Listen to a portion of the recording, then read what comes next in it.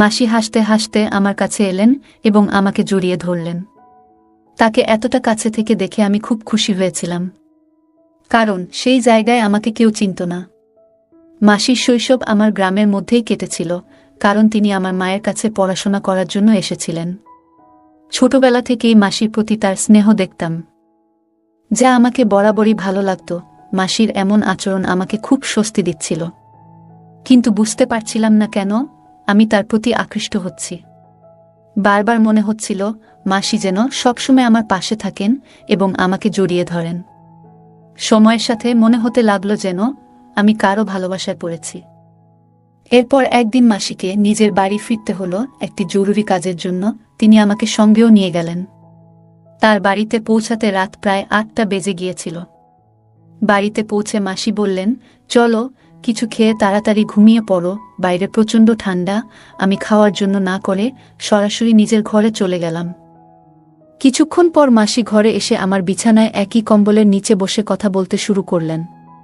জীবনের নানা বিষয় নিয়ে তিনি আমাকে পরামর্শ দিচ্ছিলেন এবং তার স্নেহ মমতা প্রকাশ করছিলেন। তার প্রতিটি কথা আমার হৃদয়কে গভীরভাবে ছুঁয়ে যাচ্ছিল। তারপর হঠাৎ মাসি আমাকে, আমি একটি ছোট্ট গ্রামে থাকি। আজ আপনাদের সাথে আমার জীবনের একটি সত্য ঘটনা শেয়ার করতে চাই। কয়েক বছর আগে আমি এক আত্মীয়ের বিয়েতে তাদের গ্রামে গিয়েছিলাম। সত্যি বলতে বিয়েতে যাওয়ার বিশেষ ইচ্ছা ছিল না, কিন্তু মা বাবার জোরাজুরিতে যেতে হয়েছিল। সেই গ্রামে আমার মাসির বাড়ি ছিল। তার নাম পূজা, এবং বিয়ের পর ৫ বছর কেটে গেলেও তার এখনো কোনো সন্তান হয়নি। মাসিও সেই বিয়েতে এসেছিলেন। আমি দূর থেকে তাকে দেখেছিলাম, কিন্তু তিনি আমাকে দেখেননি। তার শৈশবও আমাদের গ্রামের মধ্যেই কেটেছিল, কারণ তিনি আমাদের গ্রামের স্কুল থেকেই ১০ম শ্রেণী পর্যন্ত পড়াশোনা করেছিলেন। ছোটবেলা থেকেই মাসিকে আমি খুব পছন্দ করতাম, কারণ তিনি সবসময় আমার প্রতি খেয়াল রাখতেন। ৫ বছর পর মাসিকে আবার দেখলাম। বিয়ের কিছুদিন আগে শেষবার তাকে আমাদের গ্রামে দেখেছিলাম। এবার তাকে দেখে মনে হচ্ছিল তিনি যেন অনেক বদলে গেছেন। তার সৌন্দর্য দেখে আমি মুগ্ধ হয়ে গেলাম। তিনি যেন কোনো সিনেমার নায়িকার চেয়েও সুন্দর লাগছিলেন। তার সৌন্দর্য ভাষায় প্রকাশ করা সত্যিই কঠিন। মনে হলো আমি প্রথমবারের মতো কোনো মেয়ের প্রতি আকৃষ্ট হচ্ছি। আমি একটু লাজুক এবং শান্ত প্রকৃতির ছিলাম, সহজে কারো সঙ্গে মিশতাম না, বিশেষ করে মেয়েদের সঙ্গে। কিন্তু সেদিন মাসির সৌন্দর্য এবং তার উপস্থিতি আমার সব চিন্তাভাবনা বদলে দিয়েছিল। আমি যেন প্রতিদিন তার মুখ দেখে আরও আকর্ষিত হয়ে পড়ছিলাম। কেন জানি না, কিন্তু তার প্রতি এই টানটা দিন দিন বাড়ছিল। নিজের মনের উপর অনেক নিয়ন্ত্রণ আনার চেষ্টা করলাম, কিন্তু মন যেন আমার কথা শুনতেই চাচ্ছিল না। যেখানেই সে যেত, আমি লুকিয়ে তাকে দেখতাম। একদিন আমার মনে হলো আমি যেন আর নিজের ইচ্ছাকে আটকাতে পারছি না। কয়েক ঘন্টার মধ্যেই আমি সাধারণ একজন মানুষ থেকে একজন পাগল প্রেমিকে রূপান্তরিত হয়ে গেলাম। সেই সময় জানুয়ারি মাস ছিল, শীতের তীব্রতা বেড়েই চলেছিল। রাতের বেলা ঠান্ডা যেন অসহ্য হয়ে উঠত। বিয়ের মৌসুম ছিল, কিন্তু থাকার তেমন কোনো বিশেষ ব্যবস্থা ছিল না। তখন আমার মাথায় একটাই চিন্তা ঘুরছিল, এই ঠান্ডায় রাতটা কিভাবে কাটাবো। কিন্তু মনে হলো ঈশ্বর আমার কথা শুনলেন, আমার সমস্যার যেন সমাধান মিলল। কারণ সেই সময় মাসি হাসি মুখে আমার কাছে এসে আমাকে আলিঙ্গন করলেন। তাকে দেখে আমি অত্যন্ত খুশি হলাম, কারণ সেখানে আমার পরিচিত কেউ ছিল না। মাসির শৈশব আমাদের গ্রামেই কেটেছে এবং তিনি আমাদের গ্রামের স্কুল থেকেই পড়াশোনা করেছিলেন। মাসির সেই মুহূর্তের আলিঙ্গন যেন আমাকে এক অদ্ভুত প্রশান্তি এনে দিল। যা আশা করেছিলাম তা মুহূর্তেই পেয়ে গেলাম, তবে একটা জিনিস বুঝতে পারছিলাম না, কেন তার স্পর্শ আমাকে তার প্রতি আরও বেশি আকর্ষিত করছে। মনে হচ্ছিল মাসি যেন সবসময় আমার পাশে থাকেন। তার সঙ্গে সময় কাটাতে এক অন্যরকম আনন্দ অনুভব করছিলাম, যা আগে কখনো অনুভব করিনি। আমি যেন পুরোপুরি মোহিত হয়ে পড়েছিলাম। ঠিক তখন মাসি একটু দূরে সরে গিয়ে বললেন, কুনাল, তুমি কখন এলে? আমি উত্তরে বললাম, মাসি, আজই এসেছি। মাসি তখন বললেন, তোমাকে বেশ চিন্তিত লাগছে, কি হয়েছে? তখন আমি তাকে আমার রাতের ঘুমের অসুবিধার কথা বললাম। মাসি বললেন, এতে চিন্তার কিছু নেই। তুমি আমার বাড়ি চলো, সেখানে তুমি নিশ্চিন্তে ঘুমাতে পারবে। এ কথা শুনে আমি খুব খুশি হলাম এবং মাসির সঙ্গে তার বাড়ির দিকে রওনা দিলাম। রাতের আধার ছিল, আর রাস্তা ছিল সরু। মাসি বললেন, কুনাল, আমাকে তোমার হাত দাও। অন্ধকারে তুমি হয়তো পথ চিনতে পারবে না। তখন আমি তার হাত ধরার জন্য হাত বাড়ালাম। তার হাত ধরে এগিয়ে যাওয়ার মুহূর্তটি যেন আমার মনে এক নতুন অনুভূতি এনে দিল। তার নরম হাতে হাত রাখতেই মনে হলো যেন এক অদ্ভুত শক্তি আমার ভেতর জেগে উঠেছে। তার হাত ধরে হাঁটতে হাঁটতে আমার মনে এক অসাধারণ আনন্দ হচ্ছিল। আমরা ধীরে ধীরে হাত ধরে তার বাড়ির দিকে এগিয়ে চলছিলাম। পথে দেখতে পেলাম আরও কিছু লোক তাদের গ্রামে ফিরছিল। আমরা সামান্য দূর হেঁটে যাওয়ার পর দেখলাম ৫-৬ জন মহিলা নিজেদের মধ্যে কথা বলছে। তাদের কথা কানে আসতেই শুনতে পেলাম। একজন বলছে, শুনেছি তোমার মেয়ের কাল এনগেজমেন্ট, পূজাকে ডেকো না, তা না হলে কোনো অমঙ্গল হবে। অন্য একজন বলল, এমন শুভ মুহূর্তে তো এমন কারো ছায়াও পড়া উচিত নয় যাদের ভাগ্যে শুভ কিছু হয়নি। রাজেশকে ছেড়ে অন্য একজনের সঙ্গে নতুন সংসার শুরু করা উচিত বলে তাদের মধ্যে আলোচনা চলছিল। রাতের অন্ধকারে তারা বুঝতেই পারল না আমরা তাদের পেছন পেছন হাঁটছিলাম। তাদের কথা শুনে মাসি আমার হাত শক্ত করে চেপে ধরলেন। মনে হচ্ছিল যেন তিনি অনেক কষ্ট সহ্য করছেন। আমি এই কথা শুনে খুব কষ্ট পেলাম। বুঝতে পারছিলাম কতটা বেদনায় তিনি দিন কাটাচ্ছেন। কিছুক্ষণ পর মাসি হঠাৎ কান্নায় ভেঙে পড়লেন। তাকে এতটা ভেঙে পড়তে দেখে আমিও বিচলিত হয়ে পড়লাম। আমি তাকে থামানোর জন্য বললাম, মাসি প্লিজ থামুন। তিনি থেমে গেলেন। আমি তার কাঁধে হাত রেখে বললাম, মাসি, এদের কথা শুনে মন খারাপ করবেন না। আপনি জানেন এতে আপনার কোনো দোষ নেই। আপনি খুব ভালো মানুষ। বিশ্বাস করুন, একদিন সব ঠিক হয়ে যাবে। আমার কথা শুনে মাসি কান্না করতে করতে আমাকে জড়িয়ে ধরলেন এবং বললেন, কুনাল, এটা নতুন কিছু নয়। আমার সাথে এটা সবসময় হয়।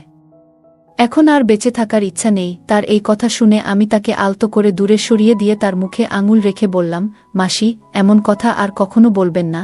আমি তাকে অনেকবার বোঝানোর চেষ্টা করলাম। কিছুক্ষণ পরে তিনি শান্ত হলেন। প্রায় 10 মিনিট হাঁটার পর আমরা তার বাড়িতে পৌঁছালাম। বাড়িতে ঢুকে দেখলাম মেশো বাড়িতে নেই। আমি মাসিকে জিজ্ঞেস করলাম, মেশো কোথায়? তিনি বললেন, তোমার মেশো কাজের জন্য শহরে গেছেন, 4-5 দিন পরে ফিরবেন। আমরা বিয়ের অনুষ্ঠানে খাওয়া শেষ করে বাড়িতে ফিরেছিলাম। বাড়ি ফিরে মাসি আমাদের দুজনের জন্য দ্রুত বিছানা পেতে দিলেন। শীত প্রচণ্ড ছিল, তাই আমরা চাদরের মধ্যে ঢুকে গল্প করতে শুরু করলাম। বিভিন্ন বিষয়ে কথা বলতে বলতে হঠাৎ আমি জিজ্ঞেস করলাম, মাসি, এত বছর পরও আপনার সন্তানের কেন হলো না? আমার কথা শুনে মাসি খুবই দুঃখ পেলেন এবং আবেগভরে বললেন, কুনাল, কি বলবো তোমাকে? তোমার মেশোর মধ্যেই একটি সমস্যা রয়েছে। তিনি কখনোই এ বিষয়টি আমাকে বলেননি, কিন্তু একদিন আমি নিজেই জেনেছি। তোমার মেশো যেই ক্লিনিকে টেস্ট করিয়েছিলেন সেখানে আমার এক বন্ধু কাজ করে। সেই আমাকে জানিয়েছে তোমার মেশো কখনো বাবা হতে পারবেন না। মাসি একটু থেমে আবার বললেন, আমি কখনো এ নিয়ে তার সঙ্গে কথা বলিনি। তবে একটা জিনিস দেখেছি, তোমার মেশো বিভিন্ন সাধুসন্তদের প্রতি খুবই বিশ্বাস রাখেন। তাদের কথায় তিনি অনেক টাকা খরচ করেছেন। কেউ বলেছে 5 মাসের মধ্যে সুখবর আসবে, কেউ 3 মাসের মধ্যে। এমনকি একজন তো 1 মাসেই সুখবরের প্রতিশ্রুতি দিয়েছিল। তবে এইসব কথা শুনতে শুনতে 3 বছর কেটে গেছে। আমি জানি এসবের কোনো ফল হবে না। এই কথা বলার সময় মাসি কান্নায় ভেঙে পড়লেন। আমি তার এই কষ্ট দেখে নিজেও খুব খারাপ অনুভব করলাম। তখনই আমি আমার বিছানা থেকে উঠে আমি ধীরে ধীরে উঠে গিয়ে মাসির বিছানার পাশে বসলাম। তার চোখের জল মুছতে গিয়ে তার হাত ব্যবহার করলাম। যখন তার চোখের জল মুছলাম তখন তিনি একটুখানি হেসে ফেললেন। মাসি বললেন, কুনাল, তুই এখনো আমার কতটা খেয়াল রাখিস। আমি একটু হেসে দিলাম এবং আমার বিছানায় ফিরে যেতে চাইলাম, কিন্তু ঠিক তখনই মাসি আমার হাত ধরে বললেন, কুনাল, যদি তুই আজ এখানে না থাকতিস, আমি হয়তো এমন কিছু করে ফেলতাম যা ভুল হতো।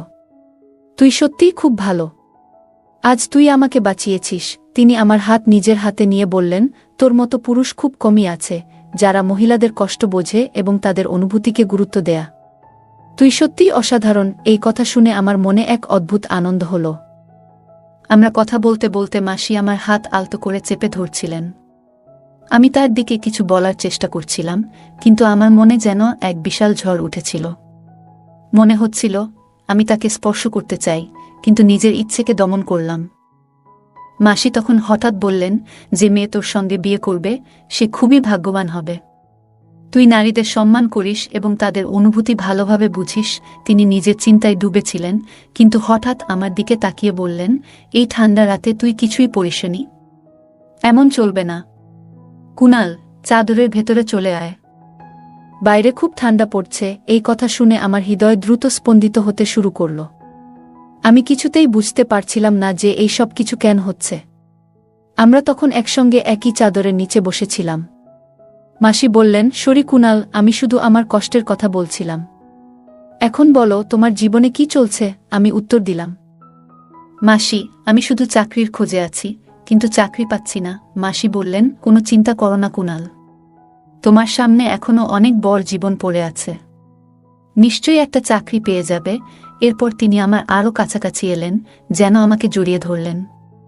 তারপর মাসি হাসতে হাসতে বললেন, তোমার কি কখনো মনে হয়নি যে তোমারও একজন গার্লফ্রেন্ড থাকা উচিত?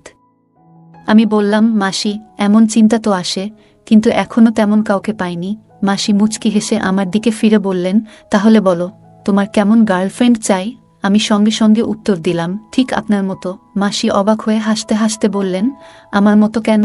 আমি বললাম, কারণ আপনি খুব সুন্দর, বুদ্ধিমতী আর মনের দিক থেকে অসাধারণ একজন মানুষ। মাসি মজা করে বললেন, তুই মিথ্যে বলছিস। আমি হেসে বললাম, মিথ্যে কেন বলবো মাসি? যদি আপনি আমার চোখ দিয়ে নিজেকে দেখতে পারতেন, তাহলে বুঝতে পারতেন আমি সত্যি বলছি না মিথ্যা বলছি। এরপর মাসি একটু থেমে জিজ্ঞেস করলেন, তুই আমাকে নিয়ে কি ভাবিস? আমি শান্তভাবে উত্তর দিলাম, মাসি, আপনাকে আমার খুব ভালো লাগে। ধীরে ধীরে আমার মনে হচ্ছিল মাসিও হয়তো আমার প্রতি একটু আগ্রহ দেখাচ্ছেন। বাইরে ঠান্ডা বাড়ছিল আর ঘরের পরিবেশ যেন উষ্ণ হয়ে উঠছিল। মাসি হেসে বললেন, কুনাল, তুই প্রথম ব্যক্তি যে আমার এত প্রশংসা করল। তার মুখে এমন উচ্ছ্বাস ছিল যেন আমার কথাগুলো তাকে অনেক খুশি করেছিল।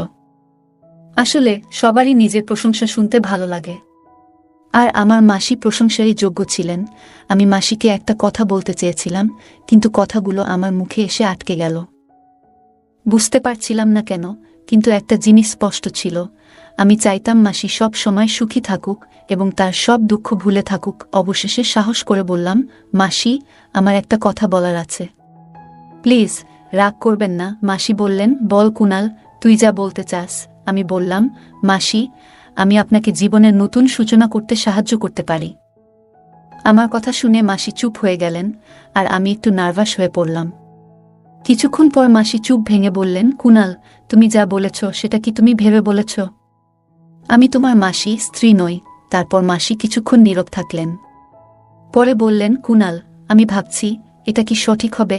আমি বললাম, যদি কোনো কিছু ঠিক করার জন্য সামান্য ভুল করতে হয়, তবে আমার মতে সেটা ভুল নয়। মাসি বললেন, তোমার কথায় যুক্তি আছে, কিন্তু আমাকে একটু ভাবার সময় দাও। আমি সম্মতি দিয়ে বললাম, ঠিক আছে মাসি, আপনি চিন্তা করে নিন। এরপর আমরা দুজন ঘুমিয়ে পড়লাম, কারণ পরদিন সকালে আমাকে একটি অনুষ্ঠানে যেতে হতো। পরের দিন আমি খুব সকালে উঠে পড়লাম, কারণ সকাল 7টায় আমাকে বের হতে হতো। বের হওয়ার সময় মাসি বললেন, কুনাল, সন্ধ্যায় ফিরে আসতে ভুল করো না, আমি তোমার জন্য অপেক্ষা করব। আমি মাথা নেড়ে বারাতের সঙ্গে বের হয়ে গেলাম। সেদিন মাসি অনুষ্ঠানে আসেননি। রাতে 9টা নাগাদ আমি খাওয়া সেরে মাসির বাড়ি ফেরার সিদ্ধান্ত নিলাম। মাসি তখন আমারই অপেক্ষায় ছিলেন। আমাকে দেখে হাসতে হাসতে বললেন, কুনাল, আজ তোমাকে খুব মিস করেছি। আমি বললাম, মাসি, আমিও আপনাকে খুব মনে করছিলাম। এরপর মাসি কফি বানিয়ে আনলেন। আমরা একসঙ্গে কফি খেতে খেতে কথা বলতে লাগলাম। হঠাৎ মাসি বললেন, কুনাল, তোমার গতকালের কথায় আমি রাজি হয়েছি। আমি বললাম, মাসি, একবার চেষ্টা করে দেখুন, আপনার ভবিষ্যৎ শুধু সুখ আর আনন্দে ভরে উঠবে। মাসি বললেন, তোমার এই উপকার আমি কখনো ভুলব না। তুমি আমার জন্য ঈশ্বরের মতো। তারপর আমাদের কথা আর অনুভূতি ধীরে ধীরে আমাদের আরও কাছাকাছি নিয়ে এলো। পরদিন সকালে মাসি খুব খুশি মনে ছিলেন। তাকে দেখে আমার মনও আনন্দে ভরে উঠল। মাসি আমাকে বললেন, কুনাল, তুমি আমার সমস্ত ইচ্ছা পূরণ করেছ। তোমাকে অসংখ্য ধন্যবাদ। আমি সঙ্গে সঙ্গে বললাম, মাসি, ধন্যবাদ দেওয়ার কিছু নেই। আমি শুধু চাই আপনি সবসময় সুখে থাকুন, আর আমি ঈশ্বরের কাছে প্রার্থনা করব যাতে আপনার জীবনে কখনো দুঃখ না আসে। এইভাবে আমি মাসির বাড়িতে 3 দিন কাটালাম এবং তার মুখে হাসি ফোটানোর জন্য যথাসাধ্য চেষ্টা করলাম। যখন বাড়ি ফেরার সময় হলো, তখন মাসির চোখে জল ছিল। আমি তাকে জড়িয়ে ধরে বললাম, আবার দেখা হবে মাসি। এই বলে আমি বাড়ির উদ্দেশ্যে রওনা হলাম। প্রায় 3 মাস পর মাসির ফোন এলো। ফোনে মাসি আমাকে জানালেন যে তিনি মা হতে চলেছেন। এই সুখবরটি পাওয়ার পর আমি আনন্দে আপ্লুত হয়ে উঠলাম এবং ঈশ্বরের প্রতি কৃতজ্ঞতা জানালাম। কিছু মাস পর আমার মাসি একটি ফুটফুটে ছেলের জন্ম দিলেন। আমার খুব ইচ্ছে ছিল আমি তাদের বাড়ি গিয়ে ছোট্ট ভাইটিকে দেখে আসি, কিন্তু তখনই আমার নতুন চাকরি শুরু হয়েছিল। ছুটি নেওয়া সম্ভব ছিল না, কারণ নতুন কাজে ছুটি নেওয়া মানে ঝুঁকি। সেই সময় স্মার্টফোনও ছিল না, যার কারণে আমি তার ছবি পর্যন্ত দেখতে পারিনি। প্রায় 1 বছর পর আমার বিয়েতে মাসির সঙ্গে দেখা হলো। সেই সময় প্রথমবার আমার ছোট ভাইকে দেখি। তাকে দেখে আমার চোখে জল চলে এসেছিল। আবেগে আমি ভেঙে পড়লেও নিজেকে সামলে নিলাম। মাসিও খুব খুশি ছিলেন। তাদের আনন্দ দেখে আমার মনে হলো জীবন যেন সফল হয়েছে। বন্ধুরা, এই ছিল আজকের ছোট্ট গল্প। গল্পটি কেমন লাগলো কমেন্ট করে জানান। যদি ভালো লেগে থাকে তাহলে অবশ্যই লাইক করুন এবং আপনার বন্ধুদের সঙ্গে শেয়ার করুন। এমন আরও মজার এবং আবেগঘন গল্পের জন্য আমাদের চ্যানেলটি সাবস্ক্রাইব করুন এবং বেল আইকন